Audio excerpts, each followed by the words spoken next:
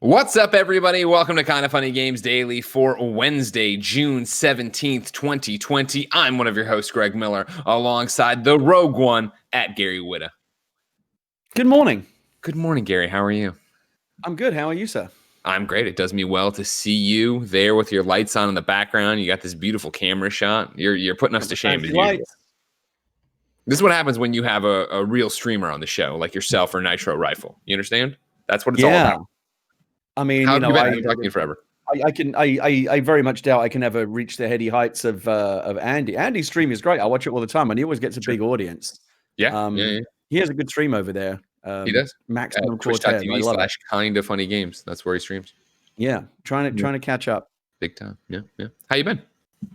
Yeah, good. Still stuck at home. As usual. As usual. I'm getting very used to answering that question with as well as can be expected, because I mean that's really all you can hope for. What have you been up to? Video games, making shows, same old. Interviewed Kevin Smith yesterday. Live after this. Kevin Smith. We have cool friends right after this. Oh, cool! I love Kevin. He's great. I just started playing this. It's an older game now, but this is how far back into my backlog I am. But Leah and I just started playing A Way Out because we were looking for like a good nice co-op game. Yeah. Really, did you play it? I'm really enjoying it. Me and one Kev Dog Coelho played that, and just to fucking annoy me, Gary. What Kevin did is he logged out at the last second, so he didn't pop the last trophy to get the platinum. Why would I waste that being my first platinum? Why wouldn't you just do it, Kevin? Joseph Ferris. Everybody loves Joseph. Fuck the Oscars, remember? I'm one trophy away from getting the platinum in what's that one? The Hitman Go.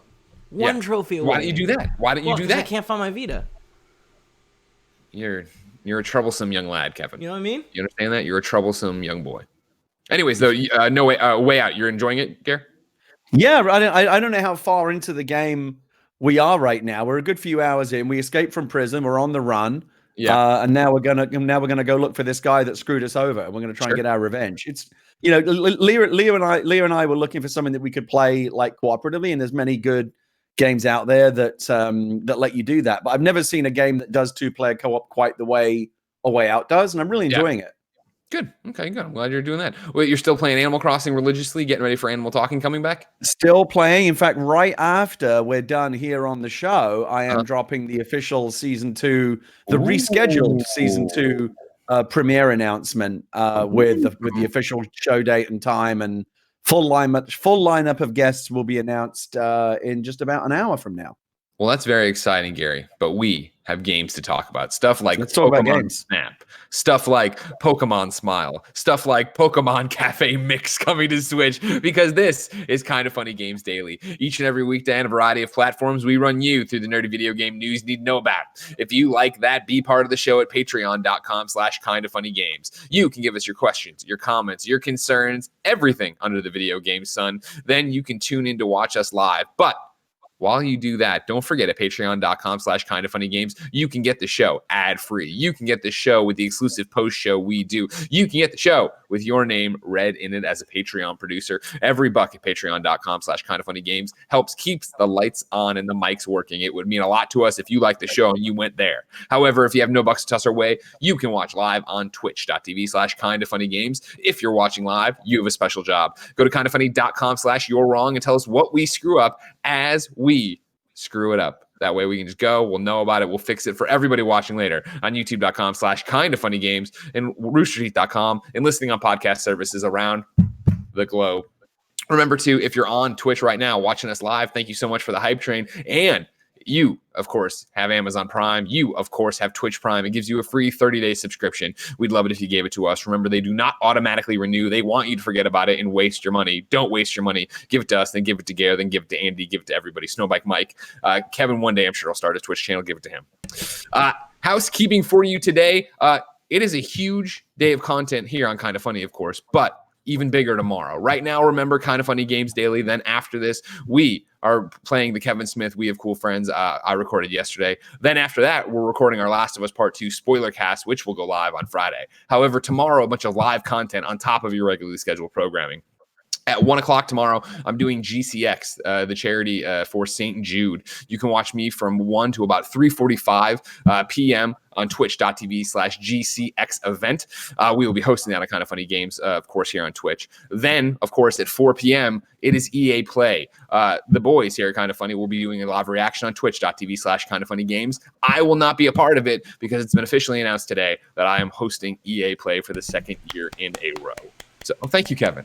A smattering of applause. Oh, I'll take it. Hello, Kevin. I'd like to thank I keep forgetting that. Hold on. Hey. Oh, there it is. I was going to say, yeah, when you put up the little Kevin audience, I love it. Oh, wow. That is something.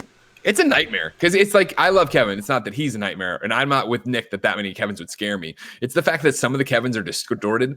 Like, some of them look totally normal, and other of their heads have been squished in or something. By the way, I don't know. It's terrifying. If you're an audio I wanted person. to make them all look a little bit different, and I'm You trying did, to figure out sir. how to You put did, delays on some of them so that the timing of the turns are different. We'll figure it out.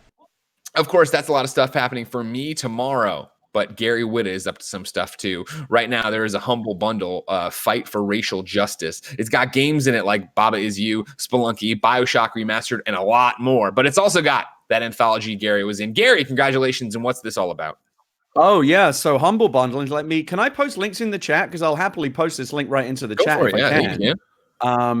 You should go get it. So Humble, who do these amazing bundles, and they often do these amazing charity bundles. Let me see if I can drop this into the chat right now. There you go. That should work. Bam, nailed it. Let me just click on it. Yeah, it works. So that bundle is the Humble Fight for Racial Justice bundle, and it's a little bit like that itch.io bundle that came out recently, which was also an incredible value. Yeah. $1,200 worth of games, and also a bunch of relevant ebooks are dropped yesterday. They've already raised more than $1.5 million for various different causes supporting racial justice, which is just incredible. And I have a small contribution in there, which is about a couple of years ago, I edited and released a anthology of political science fiction called Resist, which is a bunch of stories. I'm going to just drop the cleaner version of the link in there again. By the way, various science fiction stories from various well-known science fiction authors on the topics of resistance, rebellion, revolution, and obviously that's something that's very timely again right now. And so that book is in there. But honestly, the real reason you should be getting this bundle is for games like Baba Is You and Spelunky and Kerbal Space Program and Titan Quest and FTL and BioShock Remastered and NBA 2K20. And on and on and on it goes. I mean, click on that link and it's amazing. Like $1,200 worth of stuff, amazing games and books for like $30. Like, how can you say no? You got to get that bundle. You got to get that bundle. I agree. I'm glad to see you included in there, Gary, and doing the Lord's work out there. Thank you to our Patreon producers, Mohammed, a.k.a. Momo, Connor Nolan, a.k.a. Connor Dowell, and Blackjack. Today, we're brought to you by youtube.com/kindoffunnygames, but I'll tell you about that later. For now, let's begin the show with what is and forever will be the Roper Report. Time for some news. 4 items on the Roper Report. Baker's dozen. Number 1 on the Roper Report is the one that tore the internet asunder this morning. Pokemon Snap has returned. We're going to Kallie over at GameSpot. During a special Pokemon Presents video presentation, the Pokemon Company has revealed a brand new Pokemon game for Nintendo Switch. New Pokemon Snap. The spin-off, which is based on the classic N64 game, involves taking photos of Pokemon in various locales. New Pokemon Snap takes you to the islands with a variety of locales, including jungles and beaches, where you can, quote, research various Pokemon in their natural habitats. The photo you take in the game will build up a Photodex, which is undoubtedly similar to the Pokedex from the main series Pokemon games. The company also says you'll be able to discover, quote, new, never-before-seen Pokemon expressions and behaviors, end quote, by doing so. The original Pokemon Snap was released in 1999 and was well received by critics and fans. We recently counted it among our favorite Pokemon spin-offs, and it's one that fans have been hoping to see make some kind of comeback on Switch for some time now. The new game is being developed by Bandai Namco Studios, which has also partnered with Nintendo on other exclusive series such as Super Smash Bros. Thus far, there is no release date. Mr. Gary Whitta, do you care about Pokemon Snap? I don't personally care about Pokemon, but through osmosis, I kind of do because I have a 7-year-old daughter, almost 8, who lives for Pokemon. She loves Pokemon. And I know a lot about Pokemon just because I live with someone who knows a lot about Pokemon and wants to talk about Pokemon constantly. So, yes, I'm very interested. And in fact, I even played with my daughter a little bit of Pokemon Snap. Not on the original N64, but it was available on the Wii U eShop. And we downloaded. It was a period of when my daughter just wanted everything Pokemon related, even like older stuff. And we went and dug up Pokemon Snap, the N64 version on the eShop, and we played it on the Wii U. I showed the trailer to my daughter this morning. She's very, very excited about it. Yeah, bring it on. And I saw like Brittany Brombacher and Alana Pierce and a lot of people on my Twitter feed this morning were just losing their shit over this Pokemon Snap. Of course, and Pokemon Snap is considered like a kind of a smaller title, but a lot of people are super excited about it today. Okay, I see. You get bored of me talking, Greg, and started calling someone else. Is that what happened there? No, first off, rude. fuck you. So rude. Secondly, no, I was calling for a perfectly timed bit, but the problem I've noticed with this new setup you have, not using headphones, is that you don't hear me when I start talking, so you keep going. Because even don't get me wrong, Gary's a freight train and he'll roll over me no matter what. But in the old days he would stop. So you just calm. Do you want me to switch to headphones? No, I didn't realize there was a delay on the speaker. In the chat, I see a lot of people going, "Where's Tim? Where's Tim?" Tim is not the authority on Pokemon Snap, ladies and gentlemen. The authority at Kinda Funny on Pokemon Snap is none other than Christmas in June, Joey Noel. How are you, Joey? Good. I mean, how could I be bad on a morning like this? So far, knock on wood, I guess things can get really shitty, but I'm great. They can always get worse in 2020, we've learned. Joey, I know you just did a reacts video for the trailer. It'll be up on youtube.com/kindafunnygames in a second. But tell me, elevator pitch, what did you think of the trailer? How excited are you for the return of Pokemon Snap? Who thought this would ever happen ever, let alone in 2020? I'm really excited. I'm excited to see what kind of worlds we get. I think it looks beautiful. And what kind of items, what kind of new things. Everything about, this is going to come bite me in the ass Sunday. I don't know how this can be bad. The game isn't that crazy in the first place. Now, Joey, for the record, remember I said the exact same thing about Batman v Superman, and I was right. There's no possible way it could be bad. There's no possible way Pokemon Snap could be bad. Don't worry about it. That's a weird precedent. Just get in the boat with me. Yeah, I know, but it looks so good, and I want it. I hopefully get it soonishly. Yeah. I don't know. Yeah. I'm saying maybe September, October. Hopefully. Beautiful. It looks so good. Good. That's all we needed, Joey. Thank you so much. Bye. Bye. Yeah, that's the part that bummed out me and my daughter a little bit. It's like no hint of a release date. It just said under construction, right? Yeah, exactly. I can't imagine, like Joey saying that it's too far out though. A simpler idea of a game, and obviously Nintendo needs some stuff for this year. For me personally, like Pokemon Snap, I thought was quirky or whatever when it was on the N64. I remember the way my introduction to it was. Obviously, if you're a Kinda Funny fan, you know how much N64 I played in my basement, and then Mike O'Brien's basement. Mike's brother was younger and loved Pokemon, and so he would be playing Pokemon Snap all the time, and I would watch it. I'd be like, I don't understand what any of this is. I didn't know what Pokemon was. Whatever. On the Switch, here it is, like this cult classic returning. That's great. I'm glad they finally did it. I'm excited people get their hands on it. We have a question from Dblock, who wrote into patreon.com/kindafunnygames, just like you can. It says, why did Nintendo wait until I sold my Switch to announce a new Pokemon Snap? That is all. Gonna have to buy a new Switch now. Gary, I'll let you take Dblock to the cleaners. Why would anyone sell their Switch? Well, not everyone is to be fair, Greg, not everyone is as financially secure as you and I. Some people have got, real shit they got to deal with. So I get that. Don't judge anyone. You say that, but he says I'm gonna have to buy a new Switch now. He clearly isn't like. So did he sell it because he thought he was done? If he sold it just because if he sold it for non-financial reasons, that is dumb, because the Switch is great. I saw a video yesterday, one of these video game YouTubers, and the title of the video was, "Is the Nintendo Switch doomed because of PlayStation 5 and Series X?" To which my answer was, lol, no, of course not. It's going to continue to be super duper popular. The Switch is fantastic. We just got there's a great summer sale going on right now. We just picked up Mario Party for 30% off on the eShop. We're loving that. That little jump rope game that they just dropped for free is wonderful. We love that as well. Nintendo is just continuing to crush it. And yeah, if you didn't have to sell your Switch, like what possible content related reason would there be to sell a Switch? Like, there's never been more great stuff on the Switch than there is right now. I don't know what this person was thinking. Dblock, that was a silly move. It was short-sighted. If it is a financial reason, well, I understand that 100%. I'm not, I understand what Gary's saying. But the fact you're like, I'm gonna have to buy a new Switch now makes me think it wasn't a financial reason. That makes me think you're like, I'm done with this. Nothing coming in 2020. I don't care about Animal Crossing.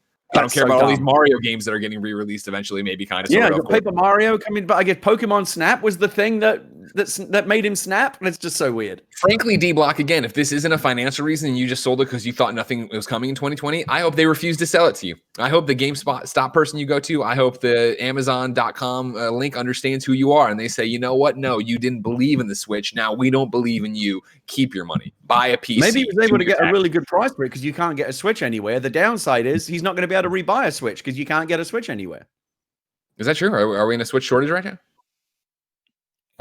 Yeah, unless you want a Switch Lite, you can't get a Switch anywhere. Huh. I did not know that. I know how the Animal Crossing one was, tough to get for a while there. But you didn't know that the Switch was sold?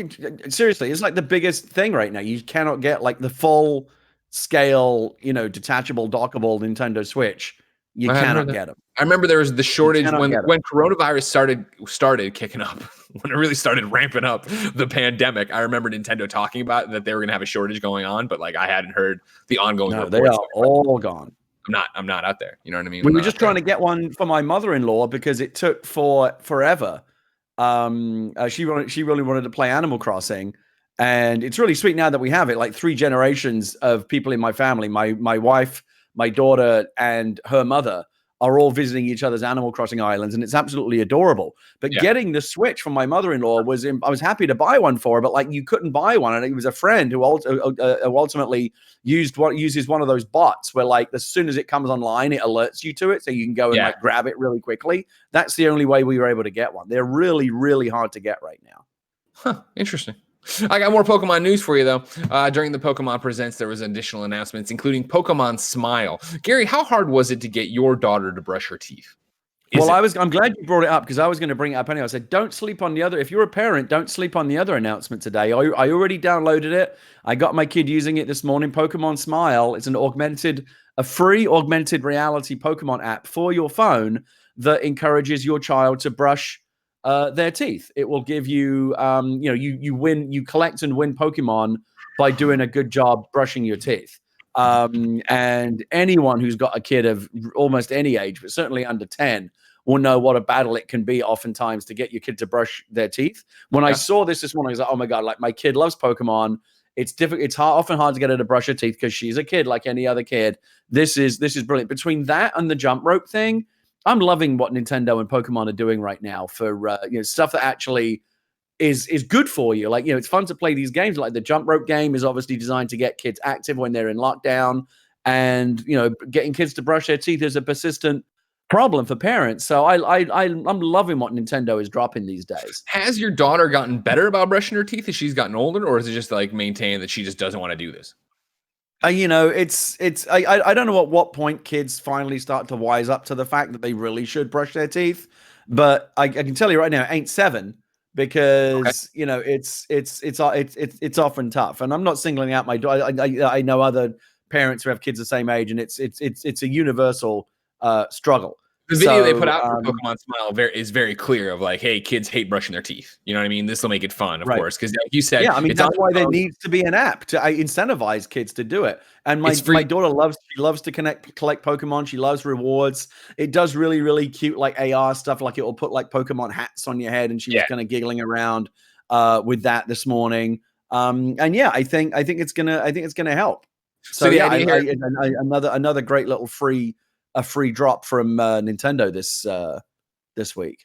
So it's on your phone. It's a free mobile app. You can get it right now. It's augmented reality in the way that as you set it up on your your bathroom sink, you film your face, you get a Pokemon hat on, and you brush, and you're saving Pokemon from bacteria, and then you have the chance at the end to catch the Pokemon you saved. Again, free, very cool, awesome, and it's out right now. So that's rad. By the way, Greg, did you try the jump rope challenge yet? No, of course not. Look at me. I saw that and I was like, good for you, fitness freaks. You got to give it a try. It's fun. It'll get you moving. What's your high score? What's that? What's your high score? My daughter's been playing it. Her high score is 207 jumps. If you can beat that, I'll hand it to you. Thank you. Also announced here, the Pokemon Presents Mega Evolutions are coming to Pokemon Go, and then Pokemon Cafe Mix is coming to Switch and mobile. Matt Purslow at IGN writes, in Pokemon Cafe Mix, you are put in the role of the owner of a cafe for Pokemon. Puzzles are based around preparing drinks and dishes for your Pokemon customers, with a mechanic based on swirling Pokemon icons around and attempting to link matching ones together. There are a variety of different puzzles, but all appear to be rooted in the same icon swirling mechanic. As well as being regular customers that you can befriend, Pokemon can also join your staff, where they will be able to aid with puzzle solving by using special abilities. And as time goes by, you'll also be able to extend your cafe with new areas. Another interesting That sounds good. In Pokemon. So now you said earlier, Gary, that you on Wii U got Pokemon Snap because your daughter just snaps up everything, Pokemon related. Is that still the case? Is she? I mean, Pokemon Smile, obviously. Do you think does she play Pokemon Go? Or are you gonna have to worry about Pokemon Cafe Mix? She played Pokemon Go for a good while when it first came out, and then kind of drifted away from it. Like I think a lot of people did. You know, it was the hot thing for a while. It's obviously still very popular. It's not as popular as it was when it first came out, when you would literally see like massive crowds of people congregating around, those hot spots. But it's still going strong. My daughter is still obsessed with everything Pokemon. She was literally playing we got her a little toy for Christmas, and it's like a thing that you talk to, and it plays like Pokemon 20 questions with you. Does your Pokemon have a tail? And you would say like, yeah, and I'll ask you a bunch of, and then it'll correctly guess what Pokemon you're thinking of. She loves that. She still plays Pokemon Sword and Shield all the time. She's excited about Pokemon Snap. Today we occasionally still have brawls in what is it, Tekken? I can't remember what it's called. The tournament fighter Pokemon game. We have that as well. Anything Pokemon. She loves it. Two quick things here from you're wrong, and then Joey Noel. You're wrong. Frankfurter points out, clarifying what I was saying. Well, not clarifying, but like the pandemic thing I was saying, and then talking about modern day. He links to tomsguide.com. He writes, we've been in a Switch shortage since March, like Greg said. However, this past week they've been reappearing slowly but surely. And yeah, this is Tom's Guide, written by Luis Ramirez. Where to buy Nintendo Switch online? These stores have stock. So it seems like it's getting a little bit better, but maybe still crazy. I think we're away from it being like readily available again. Sure, they obviously need to fix it before the holiday period, because that's when they need to be back in stock by then. Maybe that's what they're shooting for. But no, I mean, you cannot find them right now. And then breaking news from one Joey Noel on Slack, linking me to Twitter. Stadia tweets, our next Stadia Connect arrives July 14th. Join us for a look at some of the games coming to Stadia later this year. So July 14th, a ways out, about a month out. We're gonna get a Stadia Connect here, talking about what's going on. And then what's your current read on Stadia, Greg? Do you think they can still turn the corner? No, I think they've. It's always hard to say, right? Can they turn the corner? Who knows? But I still think that whenever Xbox talks about xCloud, I think they're going to outclass Stadia in every way. I think that when they're like, hey, xCloud is open to everybody or whatever, and you get to bring your entire library and you get to bring Game Pass, like that's game over for Stadia. Stadia has had this entire runway, field, whatever you want to call it, to themselves for how long now, and they have been unable to capitalize on it. And even though I predicted it when the announcement came for the original release date of Cyberpunk, I pointed out of like, hey, wait a second, they're being a little bit dodgy about the release date. Confirming, this late, in quotes, 3 months out from the September release date for Cyberpunk, and being like, oh, it's not coming to Stadia day one. It's like, come on. Even if you were trying to build up, they haven't had one single positive announcement ever since launch, which was a catastrophe. It's just been one piece of negative press after another. The Cyberpunk thing was the most recent one. And now they're going to be staring down the barrel of these two major new hardware platform launches. It's going to be a relentless assault on Stadia. And what 2021 is going to look like for Stadia, I don't know. Yeah, and that's the thing of I was hoping this year they would get it to the point of like everything's day and date, we're ready to go. And I just don't even think they've gotten that much ground. So when they do flip the switch, knock on wood that's able to happen, and they suddenly are day and date with everybody, even then, it's going to be a year plus at this point of bad press for them. I'm just like, oh, whatever, you know what I mean? I want to remain open-minded. I mean, like Xbox One had a disastrous launch, and then they kind of did launch 2.0 and kind of got back. I mean, they'll always have lost that ground, but they did make most of it back once they replaced senior management and totally recalibrated their strategy. And Xbox is in a much better shape when it, I don't know how well you remember, Greg, but that initial Xbox One launch was disastrous. Terrible. Not as bad as Stadia, but it was bad. But they did eventually regain most of that lost ground. I want to believe, I always want to be an optimist, and I want to believe that Stadia can turn the corner and get to a point where it's a viable platform, which I don't think it currently is right now. But man, the headwinds they're going to be running into this holiday season, like they got to come hard with whatever this Connect is. They know that they're behind the 8 ball in terms of public perception really badly. I'm sure their numbers are just atrocious, and they've got to do something. Here's where I think it's different than the Xbox One launch, Gary, is that I think for the Xbox One launch, as muddled and Connect and Call of Duty, TV as it was, they already had a fan base. They already had the Xbox audience. They already had that hardcore set that was going to jump on and sell million, whatever it was, units, right?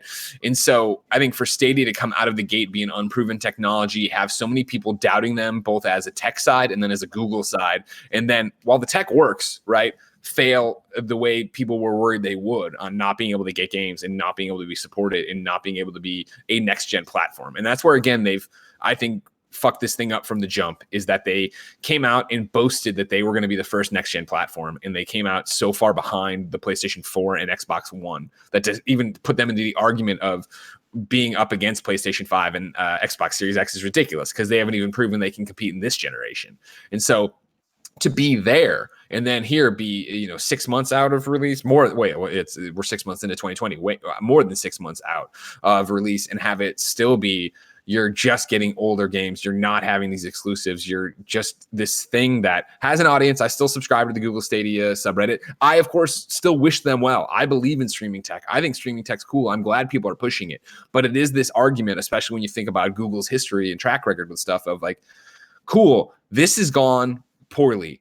It might have actually gone even worse than they thought when they were like, hey, if it goes bad, this is what it looks like. At which point I have to start wondering how long before Google just cuts the cord and does say, all right, cool, this isn't worth it. And that's the thing of even wanting the best and wishing for them to catch up and do all these things. It just doesn't seem that way. And like, here we go again, by the way. If you remember the last Google Stadia Connect, we were like, okay, cool, what do they got? And they didn't have anything. And we're like, why did you even act like this was a press conference when you had nothing cool to announce? Now you're talking about a Google Stadia Connect a month fucking out. If you do not come out as Google Stadia and say, listen, we've understood it from here on out, everything's day and date digital. Here are exclusives. Here are new things that are coming right away. Why the fuck are you doing this again?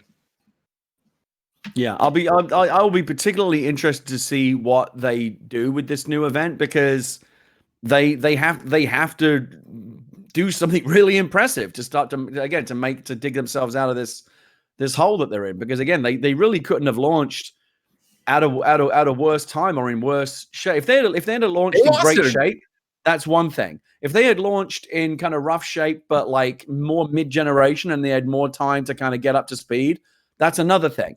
But they launched in bad shape a year before the next generation platforms arrive and are going to suck all the oxygen out of the room. So they're going to struggle unless they make some big changes. It was a bad launch, yes. And you said, a bad time. I think it was a great time to launch. If they could have launched with the Stadia they were talking about and promising, and that would have been the day and date thing. Or if they could have launched with, hey, everybody, here's Stadia. It's in beta.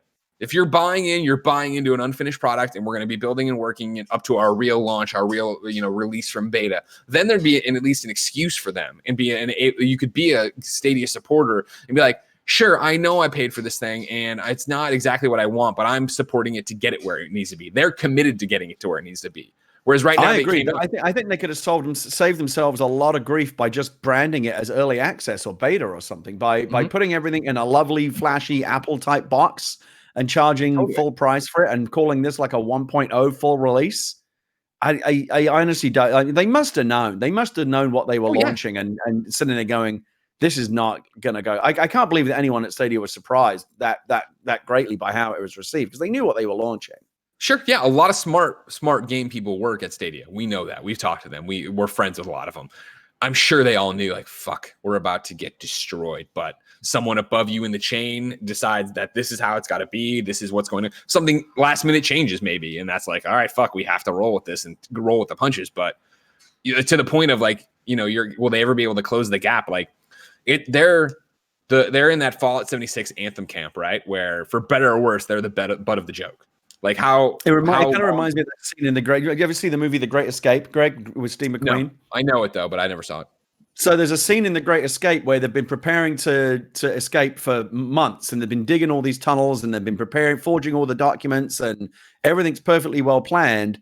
But then when they the night that they actually try to escape from the POW camp, they realize that the tunnel comes up 100 foot short of the woods where they actually want to be coming out. Like they're coming out like on open ground, and there's a good chance that the Germans in the search towers are going to see them. Like the tunnel was supposed to come out in the middle of the woods where they could emerge from the tunnel, like, and not be seen.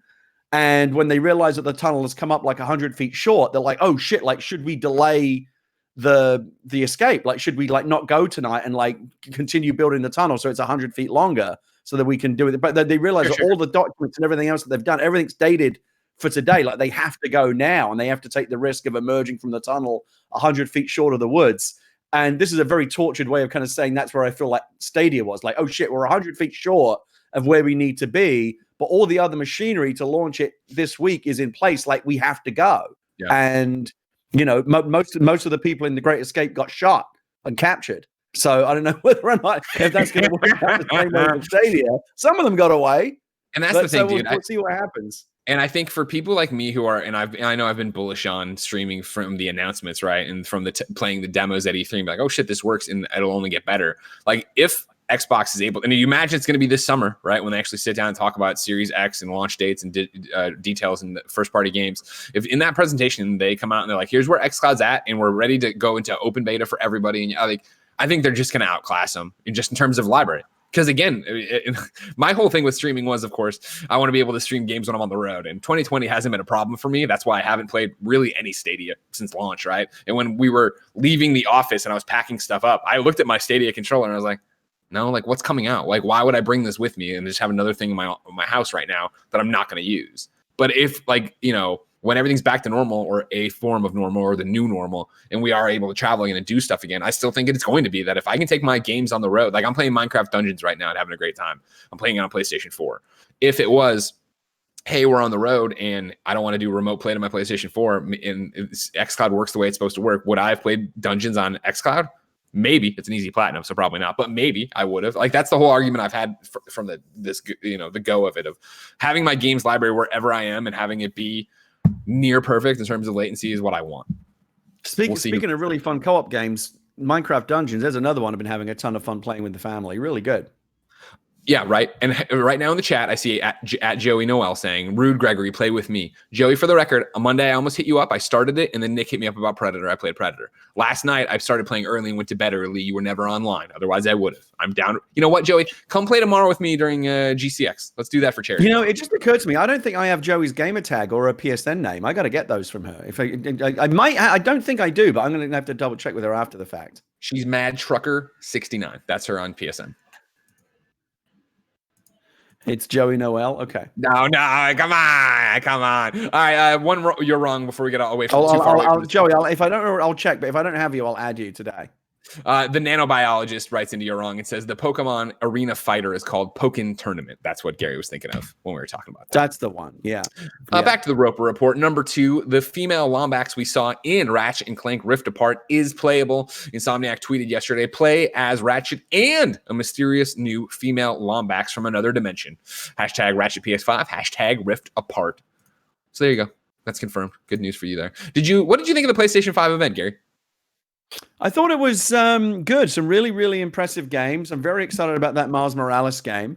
Oh, yeah. I'm very excited about the new Horizon, mostly vicariously for my wife, because my wife loved Horizon Zero Dawn. I thought there was a bunch of really great stuff, and this is just the beginning. It's funny, I'm mostly excited about little things. I'm excited about no load times, or at least drastically reduced load times. I'm excited about being able to switch, back and forth between games seamlessly. I know Xbox is offering that. I presume PlayStation will have something similar. I'm excited about just having USB-C cables to charge my controllers instead of the awful micro USB controllers we've been cables we've been dealing with for the past couple of generations. I'm excited about it. I'm not super thrilled about the PS5 hardware aesthetic, and it does look outrageously large from some of the size. The things that are going around comparing the prices. Did you see what they did, Greg? They took the size of the disc slot on the USB port and were able to extrapolate what they think the actual size of the machine is. Yeah, it does look really big. It does. And that's going to be interesting. I'm not.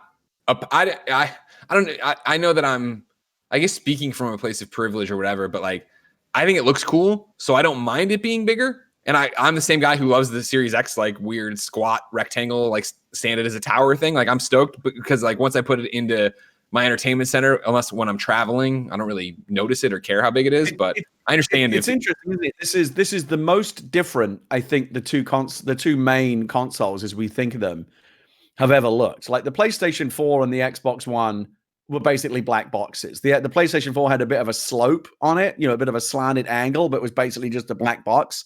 But now you've got the Xbox Series X that went really into like the kind of the monolithic, brutalist 90-degree angle, just black slab 2001 style aesthetic. And PlayStation 5 went the exact opposite direction with this, like, frankly, I think over-designed. Really? Super curve. Oh, yeah, it's way over the top. It's the futuristic, though. It's cool, right? Don't we always want it? I mean, look, here's the thing. I don't think we're going to know. These things often look different when you see them in the flesh. Let's wait until we see it for real and actually see the real size of it. But it's massive. I turn around and I look at it right there, my entertainment center, and like tossing the red PS4 out and putting it in there and having it be this weird, like futuristic glowing blue, the white over there. I'm stoked about it. I think. So you got to go horizontal though, right? You don't have the vertical option. Yeah, both. From in my future lineup, yeah, but I'll have the horizontal PS4 and I'll have the horizontal Xbox Series X. I will say that I think the digital edition of the PlayStation 5 looks way better because it doesn't have all that junk in the trunk with the Blu-ray drive. Yeah. And that's often, since I like to get my games mostly digitally anyway, that's the one I would want to go with. But I just know because people sometimes like offer me free games. Every now and again, I know I'm going to get a disc that I'm going to need to have that disc drive for. Sure. So I'm a big proponent of going all digital, but I as much as I want to believe it, I don't think we're ready to ditch the disc drive just yet. So it's nice that Sony are offering both options, and I'd be interested to see if Microsoft do a digital offering at launch as well. Well, that was the whole rumor for the longest time, right? That they were going to be the ones to do it with Lockhart, and that's why I think Sony caught people off guard. Real quick, I want to follow up on that, but in the chat, John BX32 says, Greg, you need a new entertainment center, lol. At which point I'd like to remind you, ladies and gentlemen, patreon.com/kindoffunnygames. Go support us so we can support ourselves. Yeah, put your money where your mouth is. Exactly, John. Go over there and freaking donate some money. Maybe it'll happen. I saw an interesting one today from the one and only former informer Imran Khan on Twitter, who tweeted Gary that he thought what was interesting about the digital PlayStation 5 was the idea of if Sony would only do those now for bundles. So if they're going to do a special edition for Last of Us, they're going to do a special edition for, I guess Spider-Man 2. You understand what I'm saying here, right? It's that interesting thing. Imran tweeted, something to chew on. I wonder if Sony primarily makes special edition PlayStation 5s in the discless edition. The margins are better, it's cheaper to manufacture, and it slowly starts converting people to the idea that physical media is a luxury item and not a necessity. A probably larger argument needs to be made, he follows up. If Sony is going to go hard on this, then consumer relationships with digital libraries are going to have to change. Right now, they are almost all upside for the producers with little beyond convenience for the consumer. Great point. And I thought an interesting take of, as somebody who is I love digital, everything's digital. It's so weird now on the few times a year I get a disc and I have to put it in there, even if it's just watching a movie. It's a bizarre feeling.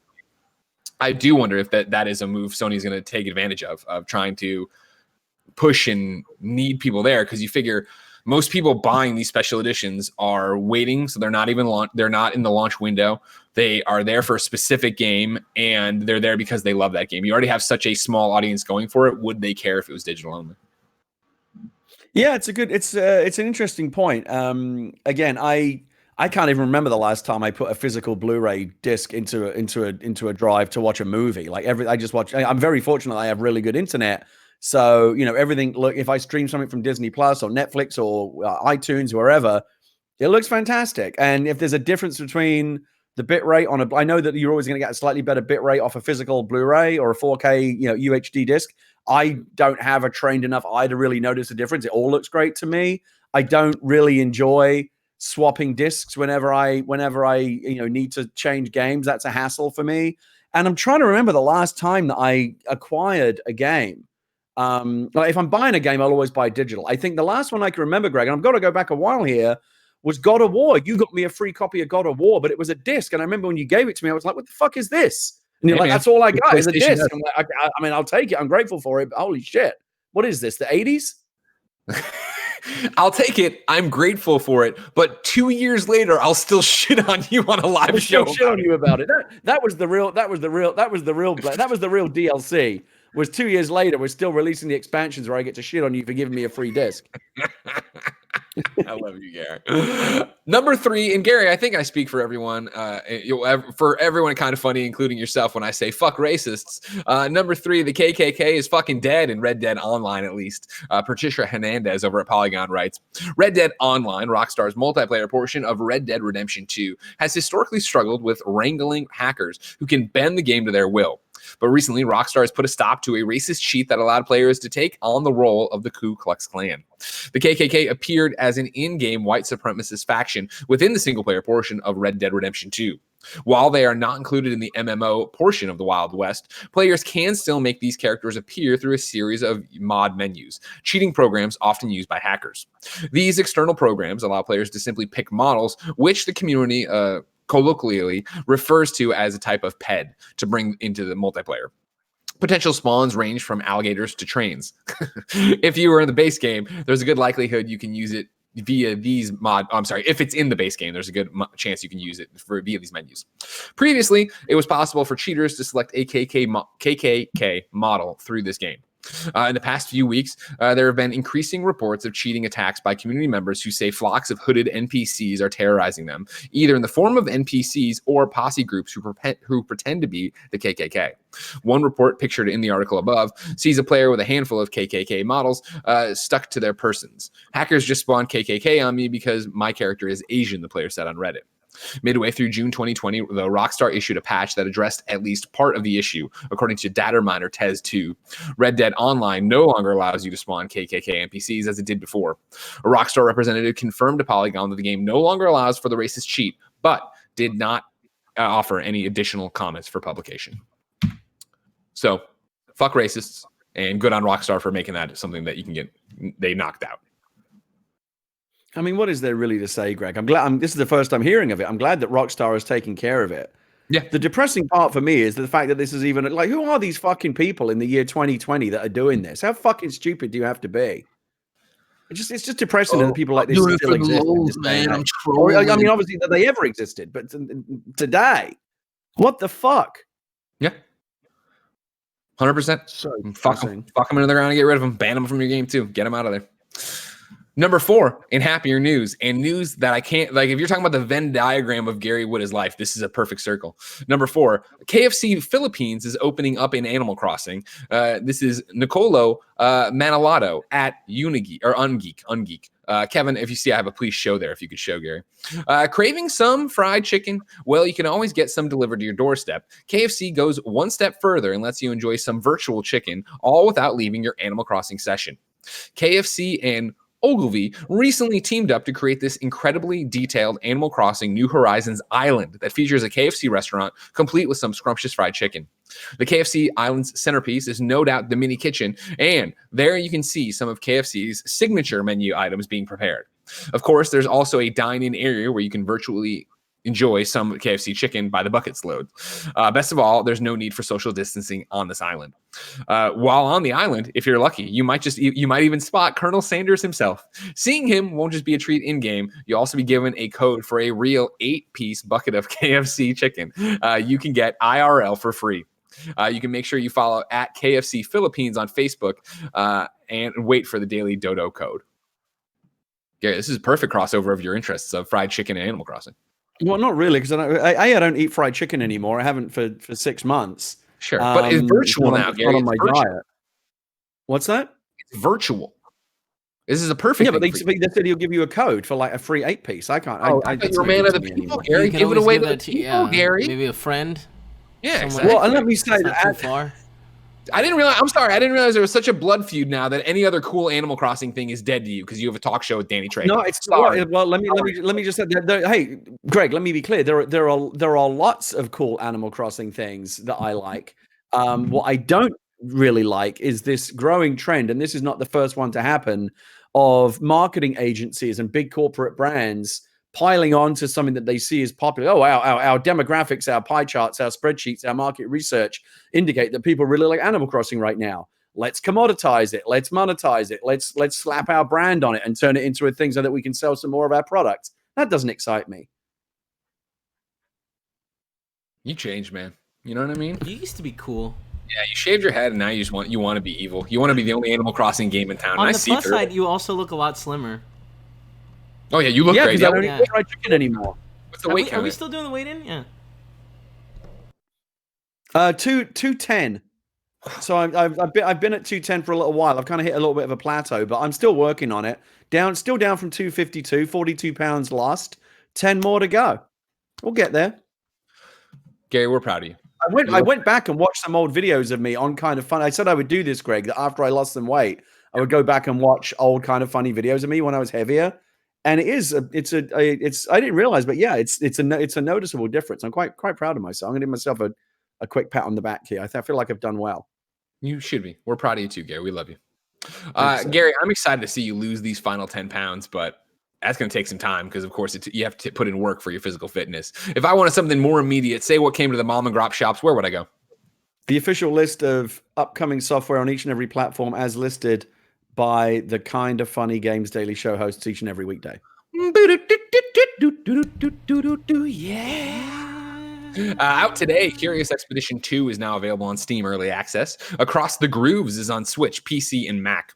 Always Legacy is on PC and Mac. Timberman Versus is on Xbox One. Radio Squid is on Xbox One. Edna and Harvey the Breakout Anniversary Edition is on Switch. I Dream of You and Ice Cream is on Switch. And Kevin, I'd love to see a trailer for I Dream of You and Ice Cream. Nora. Yeah, not Nora. Nora is on PC. Lost Battle Order of Chaos is on PC. Block Kicker, which I think is Block Kicker, is on PC and Mac. Haxie is on PC. Project Starship X is on PC and Mac. Beer is on PC. Update 7. The game is just called Beer? Just called Beer. That's good search engine optimization there. Let me pull up my Steam right now and see if I can find it. Let's see what that is. Update 7.3 is now live, or this is for PUBG, I'm sorry. Update 7.3 is now live on PC and coming soon to console on June 23rd. This introduces changes to a couple of key gameplay mechanics that should enhance Battle Royale gameplay in the seasons to come. Add in the quality of life upgrades like spike traps that stretch 50% longer and more designated marksman rifles on Vikendi, and you've got a great final salute to Season 7. Zynga launches Word Pop, a voice-based game of words with friends exclusively on Amazon Alexa. Echo, download Word Pop. Echo, play Word Pop. Greg, we can't hear her. Well, then fuck this bit. Okay, I found the game Beer. It appears to be some kind of like cute platformer where you play as a bear. But as someone in the chat pointed out, this is not good SEO. Like I had to go looking for this because just the word beer is not going to help you when you're looking for a game on Steam. Oh no, well shit, fuck. I also found that trailer you wanted. Let's see the trailer for I Dream of You and Ice Cream. Kevin's playing it now. Violence, blood, and partial nudity. Oh, jeez, Louise. Should I not show this? No, you can show it. I mean, that's the ESRB rating. It's not like that's not saying that this trailer is going to have a big old floppy dick in it. I mean, we can wait. Floppy dick in it. What is it looking at?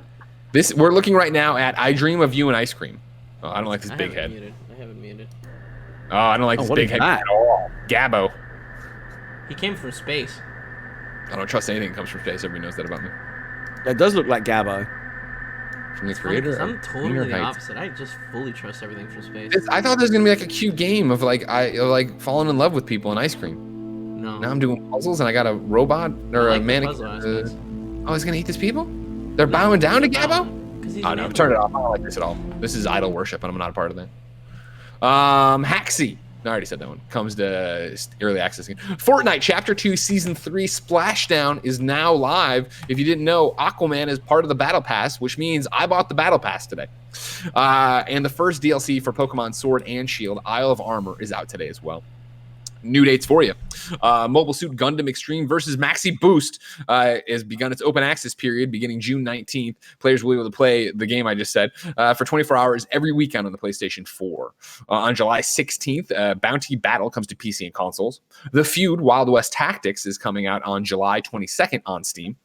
A prologue for Car Trader Simulator launches on June 23rd.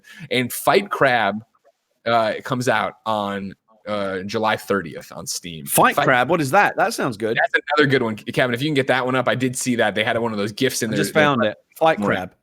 Crab's Welcome to Fight Crab, a new 3D action game where you take control of a crab and fight off other giant enemy crabs. Physics allows for crabs to move powerfully and quickly in this hardcore battle arena. Freely control your pincers to use weapons and develop your own crab fighting style. Add to wish list. Done. Wow. There you go. You didn't even need to see the trailer.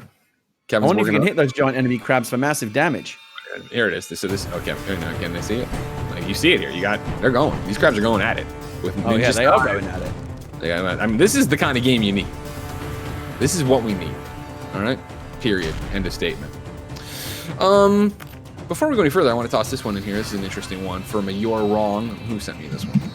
So I'm trapped in it. I can't get out of it. Frankfurter capitalizes on the discussion of the special edition PlayStation 5s and points me to VG 24/7, an article by Cian Meyer, or maybe Maher, or no, Bill Maher, right? So Maher like that. It was recently confirmed there will be a variety of PS5 special editions, meaning that fans will be able to purchase PS5s that look a little different to what they saw last week.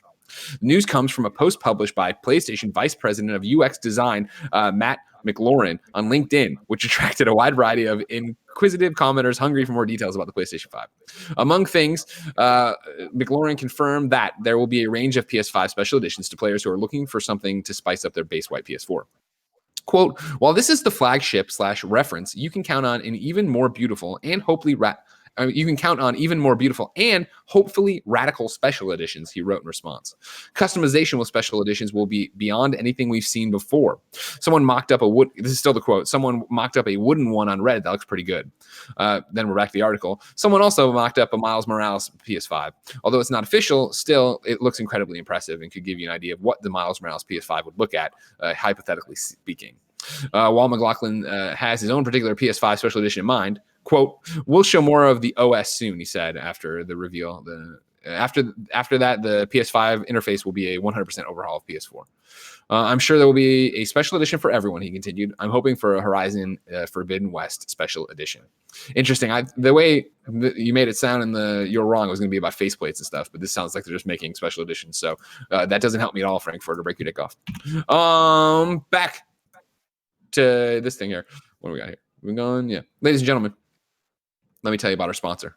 It's youtube.com/kindoffunnygames. Remember, everything we do on game side goes up on youtube.com/kindoffunnygames. You can go there and get our Let's Plays like our core one. You can go there and watch us play Predator. You can go there and get all of our Last of Us coverage, which is insane right now. Of course, Last of Us Part 1, we have a spoiler cast up. We have Last of Us Part 1, the full playthrough of the game from Nick Scarpino, his first time ever playing it. Right now, the Last of Us Part 2 review is up. Today, we are recording our Last of Us Part 2 spoiler cast, which you will be able to get Friday. Don't watch until you've beaten the game. Then next week, of course, Neil Druckmann, Ashley Johnson, and Troy Baker join me for a special edition of the Games Cast for another spoiler cast, whatever you want to call it. We're going to go in depth with them about everything that's going on in that. Of course, I couldn't leave out my friend Laura Bailey. She's coming on We Have Cool Friends the next week after that to talk about being in Last of Us as well. So tons of content for you to get down with on Last of Us. It all is up on youtube.com/kindoffunnygames. And even that We Have Cool Friends that won't be on youtube.com/kindoffunnygames will be put up and, playlisted on youtube.com/kindoffunnygames. So there you go. Good stuff. That's the ad. Thank you. Gary, I want to give you a reader mail question. Are you up for that? Yeah, why not? You think you can talk to the people? Come out of your ivory tower for a change? I'm the man of the people, Greg, as you know. I do know that. See, and that's what threw me about the KFC thing, is because my favorite Gary Whitta story of, hey, who is Gary Whitta? And is he a man of the people? People want to throw out, you come on here, you do your spirited rants. You're always talking about corporations being fuckos and stuff like that. And I appreciate that. My favorite Gary Whitta story is when we lived I think I was still working at IGN. Yeah, I definitely still working at IGN. And we lived with Mike Mitchell. And Mike Mitchell came home one day and he's like, hey, I met Gary Whitta today. And I was like, oh my God, this is after row one. I was like, oh my God, I was there like a con or something. Like, where did you meet Gary? Because I knew Gary, obviously, but not like how we know each other intimately now. And he's like, yeah, I was in line at the KFC Taco Bell and Gary was in front of me. And I was like, oh yeah, I think I remember Gary that.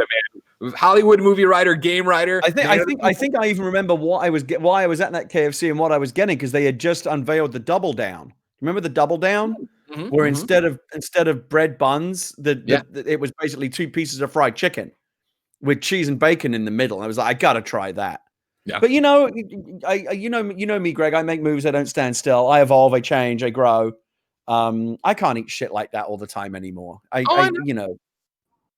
This isn't me trying to pressure you. I do like. Let me ask you. I'm going to ask the chat right now. Can you still get the grilled KFC? Because I can eat that, but I don't know if they still make it. Can you still get the grilled version of KFC? Somebody call up the Colonel. You got to be able to do that. Yeah, JD Neal says yeah. Oh, you can still get it. Okay, all right. Yeah. I still like that. All right, Gary. Chicken's actually not bad. I'm bringing you in a question about stories and spoilers and stuff like that. You ready? Yeah, go on.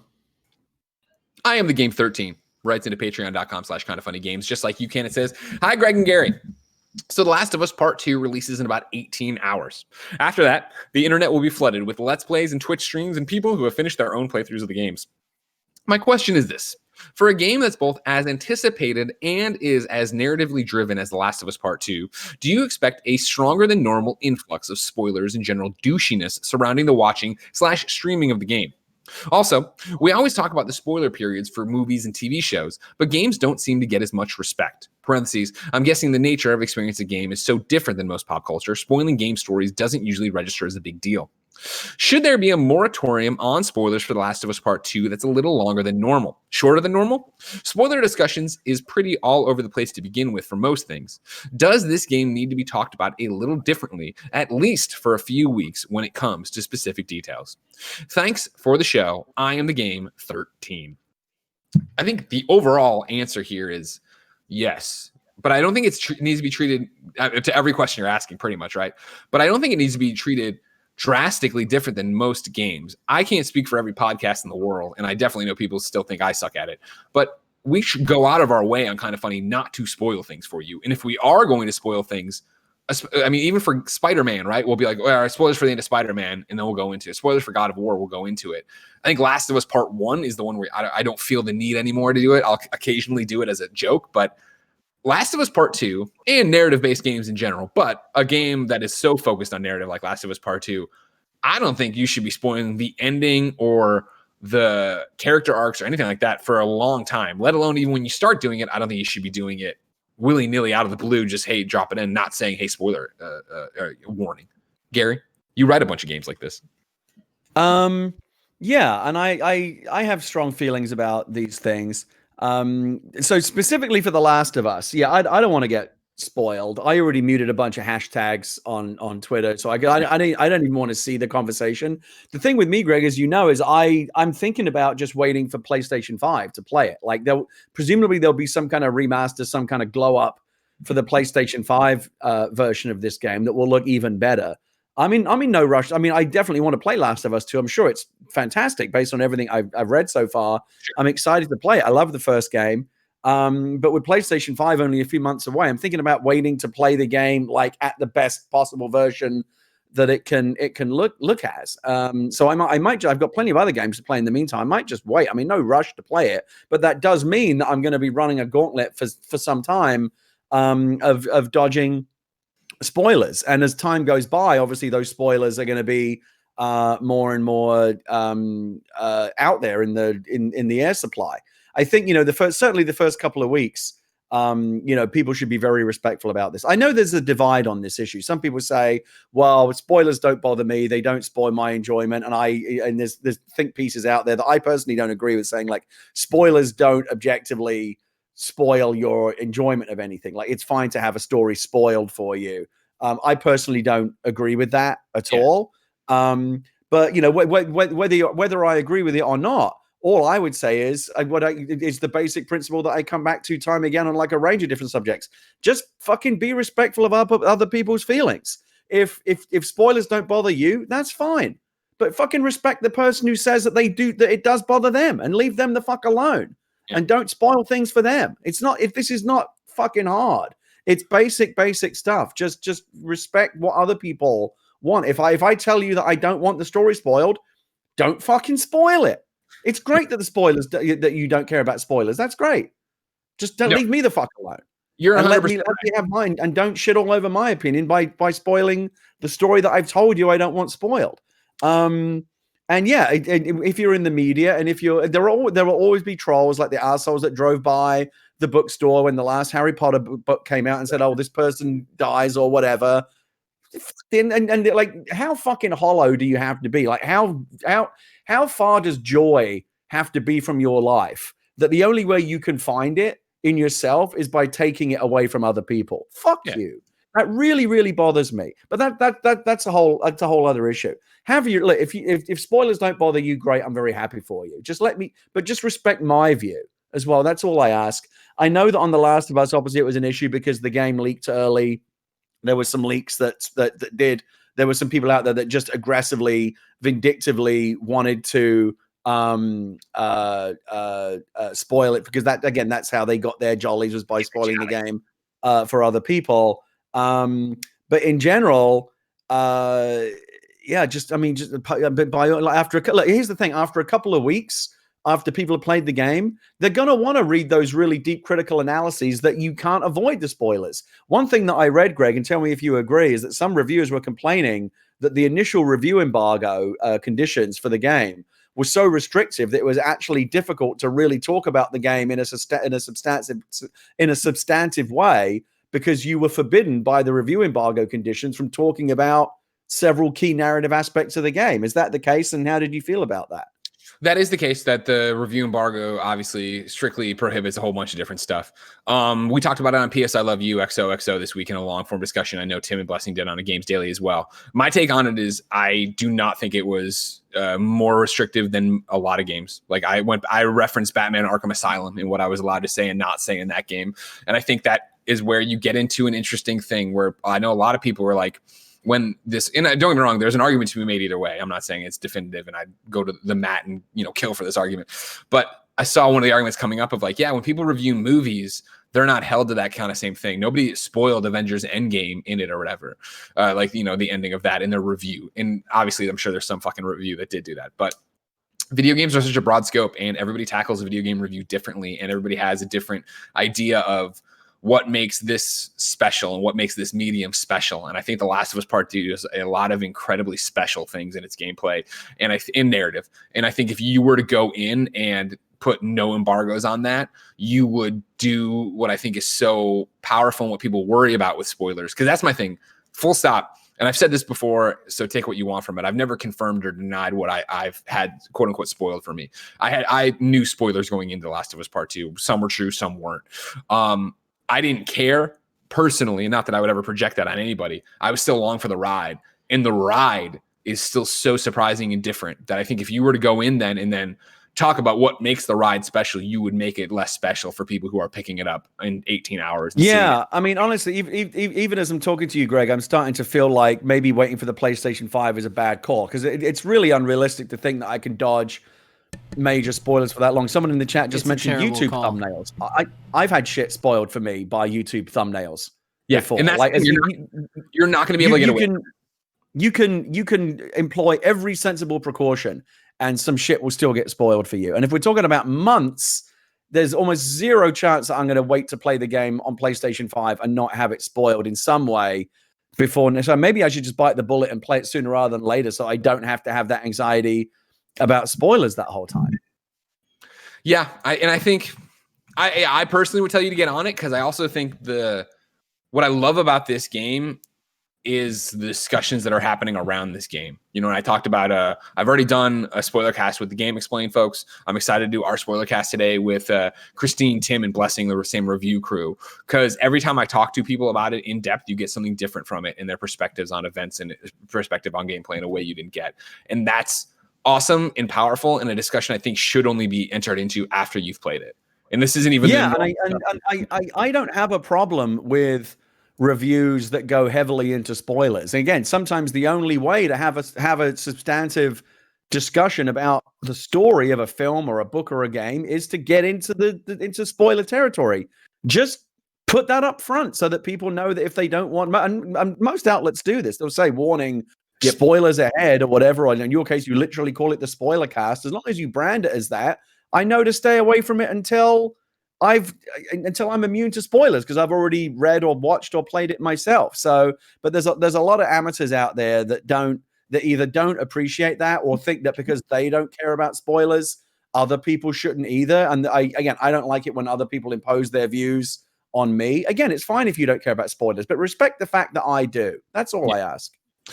And that's why I think the review restrictions make sense, is that it's the easiest way to try to protect the audience for as long as possible to get them to where it is. Because, yeah, you're right. Of when the guides and the reviews and the spoiler cast go up, there will be people in comments shouting it out, let alone the fact there's going to be thumbnails. And then there's going to be worthy discussions around the things that I want to talk about really badly. But you know what? Right. It just it's happened live on this chat, Greg. Just talking to you, I'm realizing that waiting for PlayStation 5 to play it, as nice as that would be, is just not practical from a spoiler aversion standpoint. So I think I'm going to have to pick it up for PlayStation 4 Pro, which I'm sure also looks fantastic. And get to it sooner rather than later, just so I don't have to worry about the spoiler element. Agreed. Ladies and gentlemen, it's time to squad up. This is where one of you writes in. Give me your name, username, platform of choice, and why you need help in a video game on patreon.com/kindafunnygames. I read it here. The best friends come and find you, and everybody plays games together. Today, the one and only Mark Freeman has a new Zoom Hangout for you. He, of course, is at the IndieBoy1 on Twitter. He writes, "Hey, Greg and Gary, this week's community Zoom will be today, Wednesday, at 12:30 p.m. Pacific time, or shortly after Kinda Funny finishes streaming. We have cool friends. I can tell you right now, it will be later than 12:30 because it's an hour and a half with Kevin and we have Smith, and we haven't stopped the show yet.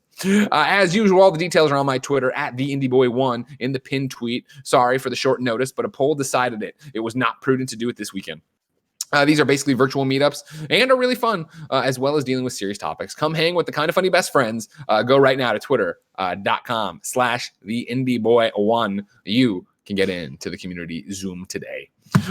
You're Wrong has two things that we're not really, well, I guess so. Gondor's Condor points out we missed that today. Sea of Thieves adds ghost ships in the Haunted Shores update. And then the Nanobiologist chimes in and says, breaking news, a new Horizon Forbidden West video was just released stating the game is aiming for a 2021 release. I have confirmed that in the video. It's over on the PlayStation YouTube channel. Guerrilla Talks is what it's called. So Horizon 2021, fucking up my predictions. And of course, my fucking fantasy league. So, Greg, what is your your newly revised prediction for what will be like the big launch title for PlayStation 5? It's going to be Miles Morales. You think it's going to be Miles Morales? Okay. The best-selling PlayStation game of all time, the 1.5 sequel, whatever you want to call it. I mean, it's a standalone story, but you know what I mean. Like, it's going to be like their Lost Legacy or whatever. That's going to fucking sell like hotcakes. People are going to go nuts. Can't wait. Ladies and gentlemen, that's your show. Tomorrow, I'll be back hosting with Blessing. Friday, Blessing will be hosting with me. Remember, tomorrow, a special day for streams. I'm doing the GCX charity stream tomorrow for St. Jude, twitch.tv/GCX event, 1 p.m. to 3:45 p.m. Then directly after that, it's EA Play at 4 p.m. I'll be hosting it, but you can stay on Kinda Funny Games on Twitch. You can, of course, watch the GCX stream there, and then it'll transition over into the live reaction for EA Play from the boys, who I have told nothing, and they're quite pissed about it. Gary, anything for you to promote before you go?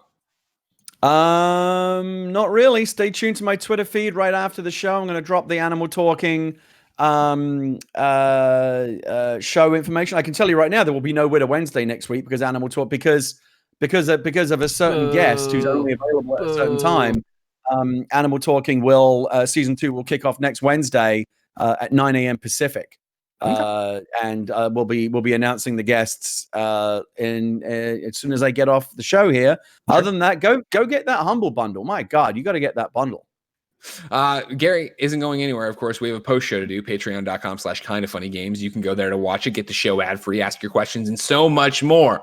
So if you're coming over for the post show, great. If you're not, no. Until next time, it's been my pleasure to serve you.